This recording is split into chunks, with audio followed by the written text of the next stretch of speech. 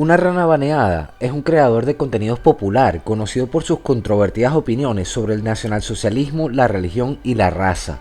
Con un número significativo de seguidores, este carajo se ha convertido en una voz influyente y es uno de los principales líderes del grupo Núcleo Nacional. Sin embargo, una vista más cercana de sus afirmaciones revela un patrón de desinformación, inconsistencia e hipocresía que genera dudas sobre su credibilidad. En este video intentaré no perder los papeles y ponerme a insultar como un energúmeno, aunque me resulta muy difícil porque la rana es una persona muy peligrosa que tiene opiniones que son fundamentalmente erróneas y sus seguidores deberían saberlo. Una rana baneada de vez en cuando aborda temas religiosos en su contenido, particularmente en relación con el cristianismo. Por ejemplo, uno de los argumentos que él hace es que Jesús no era judío, y la explicación que él ofrece es la siguiente. La respuesta aquí sería fácil y rápida. En la Biblia se dice que María estaba embarazada antes de que José la conociera, lo que quiere decir que él no es el padre biológico, y sobre María se han hecho numerosos estudios y se sabe que era Galilea, así que ya con eso valdría. Por supuesto, la rana no aporta el versículo que dice tal cosa, porque no existe ese versículo. Lo que sí dice en Mateo 1:18 es que María estaba desposada con José, y antes de empezar a estar juntos ellos, se encontró encinta por obra del Espíritu Santo. Esto es de la Biblia Católica versión de Jerusalén, y aquí lo tienes de otra Biblia Católica pero con un lenguaje más moderno. María, su madre, estaba comprometida con José, pero antes de que vivieran juntos quedó embarazada por obra del Espíritu Santo. Aquí está la versión de una Biblia protestante y también está diciendo lo mismo. Su madre, María, estaba comprometida para casarse con José, pero antes de unirse a él resultó que estaba embarazada por el poder del Espíritu Santo. Como puedes ver, en ningún lado está diciendo que María estaba embarazada antes de que José la conociera. Lo que sí puede ser es que la rana está haciendo una referencia a Mateo 1:25, pero como no especifica el versículo, entonces estoy aquí especulando. Además, este versículo claramente está hablando de que María dio a luz, mientras que la rana estaba hablando de que ella estaba embarazada. En fin, la cuestión es que ellos ya estaban comprometidos y lo más probable es que se conocían, o sea que se conocían en el sentido de que ellos sabían quién era el uno y el otro. Y como la rana no especifica cuál versículo se está refiriendo, entonces eso me deja con muchas sospechas. La rana también afirma que el Antiguo Testamento y el Dios del Antiguo Testamento no comulgan con la fe cristiana. Muchas personas, entre las cuales me incluyo, nunca han visto que el Antiguo Testamento sea un libro que comulgue con la fe cristiana, sino más bien como un libro halógeno a esta y algo incluso que rivaliza con los valores de la religión de Cristo. Fíjense como dice, muchas personas nunca han visto que el Antiguo Testamento sea un libro que comulgue con la fe cristiana. Entonces mi pregunta es, ¿quiénes son esas personas? ¿Quién dice eso? Nombra por lo menos uno. Porque si le pregunto a uno de los padres de la iglesia, ellos no van a estar de acuerdo con la rana. O me vas a decir tú a mí que, por ejemplo, la rana sabe más que San Agustín de Hipona. El canon completo de las Sagradas Escrituras, sobre el que ha de versar nuestra consideración, se contiene en los libros siguientes. Los 5 de Moisés, a saber, el Génesis, el Éxodo, Levítico, los Números y el Deuteronomio. Un libro de Josué, hijo de Nabé, uno de los jueces, un librito que se titula de Ruth, el cual parece más bien que es el principio de los reyes, siguen los 4 de los reyes, etcétera, etcétera, etcétera. No me voy a poner aquí a nombrar toda la lista, pero San Agustín enumera todos los libros canónicos del Antiguo Testamento.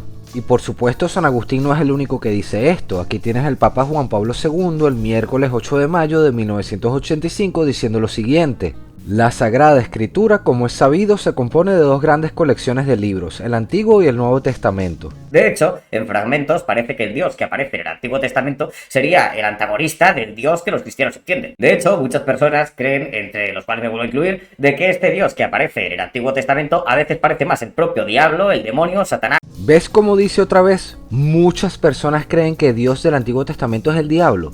¿Qué personas? Menciona una. No lo hace, pero yo sí lo voy a hacer. Esa creencia que Dios es el diablo está sacada directamente del gnosticismo. Eso no quiere decir que la rana sea un gnóstico. Yo sospecho que él ni siquiera sabe de dónde vienen estas ideas. Pero el hecho es que al decir que Dios del Antiguo Testamento es el diablo, está predicando el gnosticismo. Por cierto, otra vez volvemos con el temita del gnosticismo. Si tú sigues mi canal ya sabrás que yo critico mucho esa creencia y sostengo que esa es la verdadera raíz de las ideologías modernas, entre ellas el liberalismo de Rousseau, el socialismo de Marx y el fascismo de Mussolini. Esto por supuesto también incluye las creencias del pintor austríaco, aunque sus creencias también se basan mucho en la teosofía y el culto a la sangre, pero igual, todavía en mi opinión están bajo el hechizo gnóstico. Pero fíjate qué curioso, que aunque hayan pasado más de 2000 años y aunque los gnósticos no saben o no admiten que son gnósticos, ellos todavía mantienen esa idea fundamental de que Dios, o sea, el Dios del jardín del Edén, es el diablo o es un Dios falso y que en realidad la serpiente es el verdadero Dios o un mensajero del verdadero Dios y que los humanos estaban atrapados en ese jardín, que era como una prisión básicamente. En la tradición gnóstica, el demiurgo es descrito como un creador que se ha apropiado del rol de un dios verdadero, imponiendo un sistema de control y oscuridad sobre la humanidad. La serpiente, al ofrecer el fruto del conocimiento a Eva, no estaba cometiendo un acto de traición, sino de rebelión contra esta falsa deidad. Estaba buscando iluminar a la humanidad, brindándole las herramientas para discernir la verdad de la falsedad. Esta interpretación nos obliga a reconsiderar quiénes son realmente los villanos y los héroes en esta narrativa. Si la serpiente es en realidad un ser de conocimiento y luz, entonces el acto de comer del árbol del conocimiento del bien y del mal no es un pecado. ¿Ves cómo el gnosticismo se basa en esa creencia de que el Dios del jardín del Edén es un Dios falso o es un diablo y que la serpiente es el verdadero salvador o es el verdadero Dios? Esto por supuesto siempre va a cambiar en detalles dependiendo de qué tipo de gnosticismo estemos hablando, pero la idea básica es la misma: el Dios del jardín es el falso y la serpiente es la buena. Y claro está que si tú eres un gnóstico, tu deber es rebelarte en contra de ese Dios falso y escapar de la prisión. Entonces, para que veas que no estoy exagerando y para que quede bien claro, aquí está la rana diciéndolo en sus propias palabras. Mi ideal de Dios despreciaría a este elemento, y en el caso de que ese Dios solicitase ese sacrificio, el buen hombre se rebelaría contra ese Dios, combatiría contra él, se rebelaría contra ese Dios, combatiría contra él, se rebelaría contra ese Dios, combatiría contra él. ¿Ves cómo no es mentira? Este tipo es un hereje y me sorprende que mucha gente no se ha dado cuenta de eso cuando él mismo lo admite. Este señor no es cristiano, es un hereje igual que sus ídolos alemanes. Además es un mentiroso y trata de manipular a sus seguidores, porque mira lo que dice ahora. Y prácticamente ningún cristiano basa sus valores morales y su ética en el Antiguo Testamento, sino en el Nuevo. Además, vuelve a decir que muchos creen que el Antiguo Testamento no debería de estar en la Biblia cristiana. ¿Ves cómo dice otra vez muchos creen? Eso no es verdad, nadie en la iglesia cree eso, serán tus amigos herejes. Pero bueno, la cuestión es que él aquí afirma que prácticamente ningún cristiano basa sus valores en el Antiguo Testamento, lo cual es completamente falso. Por supuesto, él simplemente lo afirma y ya, sin decir qué cristianos hacen eso. Seguro son los del cristianismo positivo. Además, con estas declaraciones lo que demuestra es que no sabe nada del cristianismo o está deliberadamente engañando a la gente. Una de dos. Como ya lo he demostrado, San Agustín de Hipona no está de acuerdo con la rana, y él es muy claro en la importancia del Antiguo Testamento y hasta recomienda basar los valores y la ética en dicho texto. Se han de investigar con gran cuidado y diligencia aquellos preceptos de bien vivir y reglas de fe que propone con claridad la Escritura, las cuales serán encontrados en tanto mayor número en cuanto sea la capacidad del que busca. Y para que quede bien claro, aquí tienes lo que el Papa Juan Pablo II tiene que decir al respecto. Al mismo tiempo, los libros del Antiguo Testamento, según la condición del género humano antes de Cristo, muestran a todos el conocimiento de Dios y del hombre, y de que el modo como Dios, justo y misericordioso, trata con los hombres. ¿Ves cómo no es mentira? El Antiguo Testamento es muy importante para el cristianismo, y cualquier argumento de lo contrario es simplemente, en el mejor de los casos, ignorancia o en el peor de los casos, un engaño. No creo que puedas encontrar a ningún cristiano de verdad que reniegue del Antiguo Testamento, y si lo hacen es porque no se lo han leído o no lo han entendido, o son herejes como la rana. Y para que veas tú mismo cómo la rana está manipulando y engañando a sus seguidores, vamos a ver los ejemplos que él da y cómo tergiversa la historia. Pues resulta que este rey David es el protagonista de la siguiente historia bíblica. Vemos como el rey David manda a Joab, líder de sus ejércitos, a embarcar una campaña hacia las tierras de Amón. Uno de los guerreros que participó en esta campaña era Urias, el eteo. Urias tenía una mujer, esta se llamaba Betsabé, la cual era una mujer bastante bella. Mientras Urias el eteo se encontraba en las tierras de Amón combatiendo por el pueblo de Israel, el rey David mandó a sus sirvientes que le trajeran a Betsabé, la mujer de Urias, y este se acostó con ella. Posteriormente, esta se queda embarazada. Este, ante la frustración de que se desvele su pecado, encuentra una solución, y de todas las opciones que podría tomar, la manera con la que decide solventar el problema es directamente matar a Urias. Hasta aquí vamos más o menos bien. He puesto los versículos a los cuales él hace referencia para que tú mismo puedas ver de dónde se los está sacando. Pero ahora fíjate bien, aquí es en donde viene la mentira. Después de la muerte de Urias en combate, David tomó definitivamente a su mujer Betsabé, pero claro, todavía quedaba el problema del niño. Entonces, como castigo, y digo castigo entre muchísimas comillas, el Dios de los judíos castigó a David por su comportamiento. ¿Cómo lo hizo? Simple, matando al hijo que Betsabé llevaba en su tripa, acabando con el último de los problemas que a David le quedaba sin solucionar. He aquí uno de los primeros abortos históricos, ejecutado por Yahvé, el abortista. He aquí uno de los primeros abortos históricos, ejecutado por Yahvé, el abortista. He aquí uno de los primeros abortos históricos, ejecutado por Yahvé, el abortista. ¿Viste cómo él declara que este es uno de los primeros abortos históricos? Pero eso es una total mentira. El niño claramente había nacido, y aquí mismo lo dice. Supo la mujer de Urias, o sea Betsabé, que había muerto Urias, su marido, e hizo duelo por su señor. Pasado el luto, David envió por ella y la recibió en su casa haciéndola su mujer. Ella le dio a luz un hijo, pero aquella acción que David había hecho desagradó a Yahvé. En ninguna traducción que yo conozca dice que el niño todavía estaba dentro del vientre. En todas las traducciones básicamente está diciendo lo mismo, que ya había nacido. Lo que sí cuenta la historia es que el niño muere de una enfermedad. Por lo tanto, Dios no dejó impune a David. Si le pasó algo al final, si hubieron consecuencias de todo esto. Lo que nunca pasó es que el niño se muriera adentro del vientre de Betsabé. Eso nunca pasó y eso es una mentira. Qué casualidad que él solo enseña un solo versículo. Pero cuando llega a la parte del supuesto aborto no enseña ningún versículo. ¿Y sabes por qué? Porque ese versículo no existe, está mintiendo, se lo está inventando. Pero ya va, que aún hay más. Mira ahora cómo tergiversa toda la historia de Abraham con su hijo Isaac. En este caso, Dios pide a Abraham que lleve a su hijo Isaac a unos montes y que se le ofrezca a Dios degollándolo. Seguidamente, Abraham se dirigió con su hijo Isaac a los montes que le señaló Dios, todo esto con el desconocimiento de su hijo Isaac sobre cómo pretendía su propio padre asesinarle para contentar a Dios. Cuando llegaron a la cima del monte, Abraham edificó un altar y puso la leña en posición. Seguidamente ató a su propio hijo y lo puso sobre el altar. Cogió el cuchillo para degollar a su hijo y justo cuando se disponía a hacerlo, el ángel de Yahvé le dijo que parase, que no lo matase.